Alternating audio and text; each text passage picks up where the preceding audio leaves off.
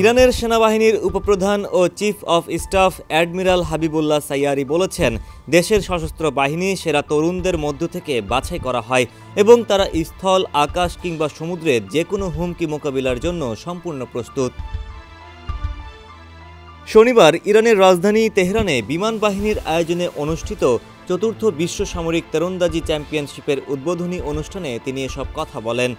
স্থানীয় সংবাদ মাধ্যম মেহর নিউজ এর এক প্রতিবেদন হতে জানা যায়, অ্যাডমিরাল সাইয়ারি বলেন, খেলাধুলা মানুষের সুস্থতার জন্য অপরিহার্য। অসুস্থ সমাজ কখনো অগ্রগতি করতে পারে না। সশস্ত্র বাহিনীতে খেলাধুলা তরুণদের সুস্থ, শক্তিশালী ও দেশের ভবিষ্যৎ রক্ষায় সক্ষম করে তোলে। 10 বছরের যাত্রা তো কেবলই শুরু। একসাথে গ্রো করার এই জার্নি চলুক আগামীতেও।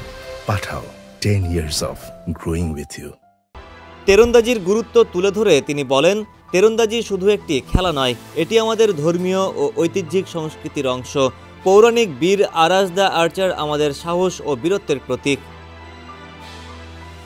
তিনি আরও বলেন, ইরানি বাহিনীর এই প্রতিযোগিতায় অংশগ্রহণ কেবল পদক জেতার জন্য নয়, আমরা এই সুযোগে আমাদের সংস্কৃতি, ঐতিহ্য, ইসলামী ও বিপ্লবী মূল্যবোধ এবং বীরোচিত মনোভাব বিশ্বের সামনে তুলে ধরতে চাই। অংশগ্রহণকারী দেশগুলো যেন উপলব্ধি করে এটি এক প্রাচীন ও মূল্যবোধ সমৃদ্ধ ভূমি। অ্যাডমিরাল সাইয়ারি শেষে প্রতিযোগিতা আয়োজনের জন্য বিমান বাহিনী ও তীরন্দাজি ফেডারেশনকে ধন্যবাদ জানিয়ে বলেন, তাদের এই উদ্যোগে ইরানের গৌরব ও ঐতিহ্যের উচ্চমানকে বিশ্বমঞ্চে তুলে ধরেছে।